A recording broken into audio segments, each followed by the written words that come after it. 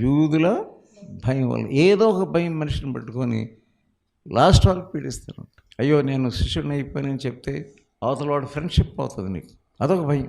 మా నాన్న మా అమ్మ మంచివాళ్ళు కాదు, నేను ఏమైనా యేసుప్రభు శిష్యుడిని అని అనుకుంటే ఇంకా ఏమైనా ఉందా, అదొకటి.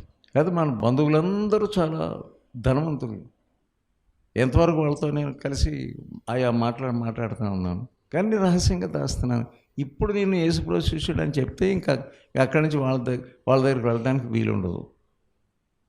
చాలామంది ఎలా వెంబడిస్తారంటే అంటున్నట్టుగా యేసు శిష్యుడైన అరిమతయి యోసేపు ఎన్నిసార్లు యేసు శిష్యుడైన